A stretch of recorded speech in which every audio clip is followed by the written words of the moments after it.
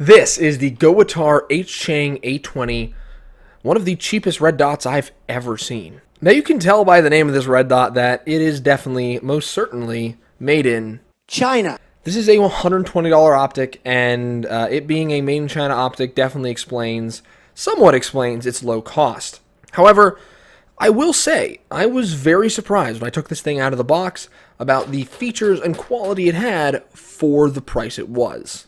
Now, talking about honesty, transparency, all that good stuff, this optic was sent to me for free by Gowutar. They reached out to me on social media. They said, hey, would you like to check out our optic? I said, sure. They sent it to me, and that's it. No money was exchanged, no contracts, no agreements. Just me saying, yep, send me your optic, and I'll review it. So first, out of the box, I was anticipating something that would have like plastic glass or a plastic lens, a poor emitter quality refresh rate, cheap feeling turret adjustments for windage and elevation, all that stuff. And I was wrong on all of it. First off, the turret adjustments are clicky. They're tactile, something you normally don't see out of an optic of this price point. The other thing is the emitter quality, the refresh rate is where it should be for a higher quality optic. If you look here, let's see if we can get it to show up on camera. There we go. You can see here, if I'm moving this gun around, to move the optic, you're not getting any segmented lines or anything. You're getting continuous lines. You're not getting that dashed segmented nature that I've seen from more expensive, higher end optics, or at least supposedly higher end optics that had a poor quality emitter refresh rate and also had loose turret adjustments versus this has those nice clicky adjustments. The other thing is the glass quality. For one, it's actual glass, unlike some brands Sig, that makes optics that have plastic lenses for some ungodly reason. The other thing, of course, here is that the glass is actually pretty good. It does have a slight distortion. It does have a notch filter, but once again, it's a $120 optic. So having a notch filter doesn't really bother me. A little bit of distortion doesn't bother me. I think that's stuff that for a higher end optic you would hope not to have, but at this price point, it doesn't really matter and it doesn't affect you in shooting. It's really just more of a cosmetic and preferential thing. Something I really appreciate about this optic is the fact that it does not have a bottom-loaded battery. It has a top-loaded battery. Any optics these days that come with bottom-loading batteries to me are not an option or not something I'd even consider anymore. If it's not side-loading or top-loading or some sort of other way in which I don't have to remove the optic from the slide in order to change the battery, if I have to remove the optic, I don't want it. So the fact that it has that at this price point when you have optics that are several $100s more still, where I have to take the optic off the slide to change the battery, that is a very welcome feature. And what's nice is it uses an Allen key for the battery change. So that way you don't have to worry about stripping or anything like that. It's a nice Allen key with a hex bit, a Torx bit, so it's going to be very easy to take on and off. You're not worrying about stripping or anything like that sometimes you see with Phillips or flathead top-loading battery compartments.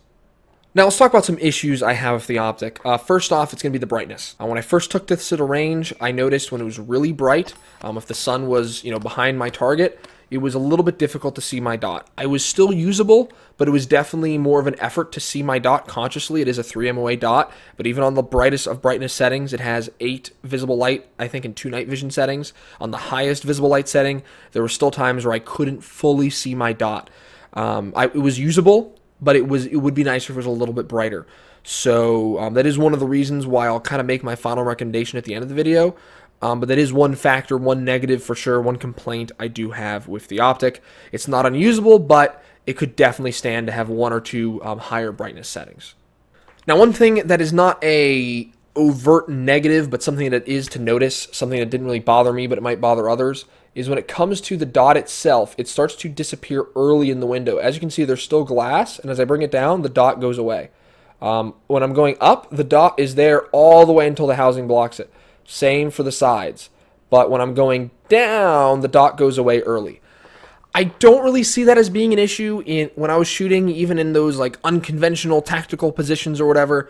I never had an issue. I never had a single issue in which I couldn't see my dot, or it was out of the window or anything like that. And in reality, if I'm aiming the gun in such a way where I'm losing my dot, then I'm not aiming correctly at the target. Like I'm actually dipping the gun low, and I can no longer see my housing. If I want to aim lower, I'd still want to be able to see my lens and have my dot in the center. So I really don't see it as an issue. You know, maybe it could be an issue in some really high stress defensive situation, but it's not something I would really say is a major con, just something to take note of if for some reason to you that's a problem. Now, when it came to actually shooting this optic, I was anticipating it not to hold zero. I was pretty sure it would probably die on me a couple thousand rounds in, but it survived. It survived a couple thousand rounds now. In fact, I just came back from the range today, put a couple hundred more rounds through it, no problems, and it's held zero through that entire time.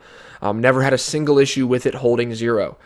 Which is pretty impressive when I've had optics that were, once again, more expensive, cost me more money from a supposedly more reputable brand that could not hold zero after 1 or 2 range trips. So the fact this has held zero since I originally zeroed it when I got it like 2 months ago, that's pretty impressive. That's pretty nice. I even shot it at like 50 yards or so on some steel, and I was able to get 3 shots in a row, no issues, right?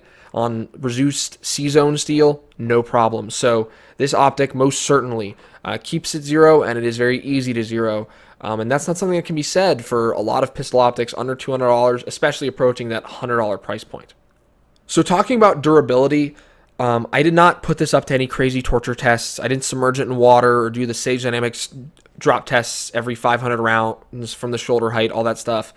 I just shot it, and it held up. It did not flicker. It did not shut off on its own just from the stress of recoil, of a reciprocating slide and all that stuff. It held up fine to all that stuff. And that's all I was anticipating for it to do. In fact, I wasn't even anticipating that. I was anticipating that it would flicker, that it would probably die after 1,000 rounds. But it's held up very well, and I'm going to continue to use it. And if I have an issue later on, or if it makes it to like 10,000 rounds, then I'll make an update video then. But as of now, durability-wise, it's fine. Usability, it's fine. For a certain use, a certain caveated use. Like I said earlier, due to that brightness issue, due to the fact that it's a $120 optic, to me, this is a range, competition, and hobbyist use optic only. Do not use this for serious use. Do not use this for duty use, for concealed carry. Go with something better, because ultimately, if you're betting your life on something, at least bet your life on something that's worth more than 120 bucks, right? You wouldn't buy a gun that was that cheap and bet your life on it, so why would you buy an optic that cheap and bet your life on it? Get something like a Holosun at least. Get a Trijicon. Get an aim point. Get something a little bit better, so that way, when you draw that pistol out, you know it's going to work. Have I had any issues with this optic? No. Other than the brightness, that's my really only issue, and I'm sure, like I said, its durability probably isn't to that crazy duty level. But even so, even if I could drop this 4 times from shoulder height at 2,000 rounds with a 500 round burn down, all the stuff Sage Dynamics does, I still would not trust my life with this optic just because it is so cheap. You get what you pay for at the end of the day, and for something of this price point for this optic, I do not recommend it for duty use, but for hobbyist use, for range use, for competition use, I think it's a pretty solid offering. If you guys liked the video, if you found it useful to see a review of a more budget option when it comes to a pistol red dot, go and leave a like down below. If you hate things made in China and think I'm an awful, evil China shill, well, there's a dislike button for a reason. Otherwise, guys, head into the comments section. Let me know what you think of this optic, if you have experience with Gowutar or other cheap Chinese companies, what your thoughts are on made in China products, all that good stuff. Leave it in the comment section down below. Otherwise, guys, I'm creating new videos and uploading them every Saturday. Subscribe and stay tuned.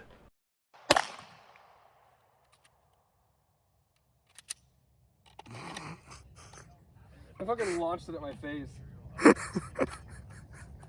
The look you gave to me.